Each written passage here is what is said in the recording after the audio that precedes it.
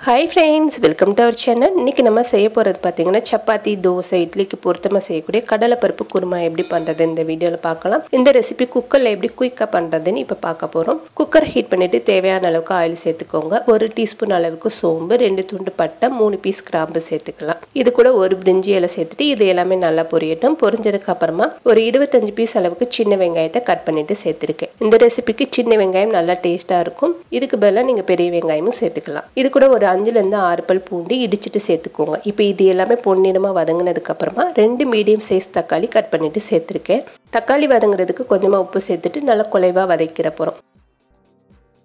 இப்போ நல்லா வதங்கினதுக்கு அப்புறமா இது கூட ஒரு 150 கிராம் அளவுக்கு கடலைப்பருப்பு எடுத்திருக்கேன். அதை ஒரு 1/4 மணி நேரம் ஊற வச்சுட்டு சேர்த்துக்கோங்க. சீக்கிரமாவே வெந்துடும்.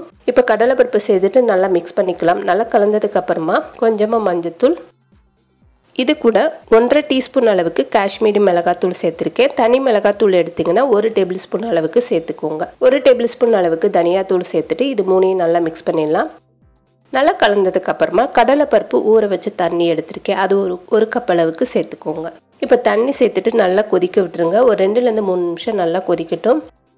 நம்ம சேர்த்துருந்த மசாலாலாம் பச்சை வாடை போனதுக்கு அப்புறமா ஒரு 1/2 சில்லு அளவுக்கு தேங்காய் எடுத்து நல்லா நைஸ் விழுதா அரைச்சிட்டு இது கூட சேர்த்துருக்கேன். தேங்காய் விழுது கூட நீங்கள் முந்திரி பருப்பு சேர்த்து அரைச்சிட்டிங்கன்னா இன்னும் நல்லா டேஸ்ட்டாக இருக்கும். நான் இன்னைக்கு தேங்காய் விழுது மட்டும் சேர்த்துருக்கேன். இது கூட இன்னும் ஒரு கப் அளவுக்கு தண்ணி சேர்த்துட்டு ஒரு பச்சை மிளகா சேர்த்துக்கோங்க.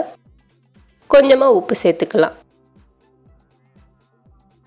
உப்பு சேர்த்துட்டு நல்லா மிக்ஸ் பண்ணி விட்டுருங்க. நல்லா கலந்துட்டு இதை மூடி போட்டு ஒரு 3 ல இருந்து 4 விசில் வர வரைக்கும் வேக விட்டிங்கன்னா சூப்பராக கடலைப்பருப்பு வெந்துடும்.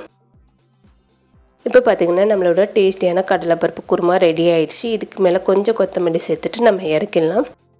சூடாக இட்லி, தோசை, சப்பாத்தி எல்லாத்துக்குமே இது பொருத்தமாக இருக்கும். கண்டிப்பாக ட்ரை பண்ணி பாருங்கள். இந்த வீடியோ உங்களுக்கு பிடிச்சிருந்துச்சுன்னா லைக் பண்ணுங்கள், ஷேர் பண்ணுங்கள். மறக்காமல் நம்மளோட சேனலுக்கு சப்ஸ்கிரைப் பண்ணுங்கள். தேங்க்யூ.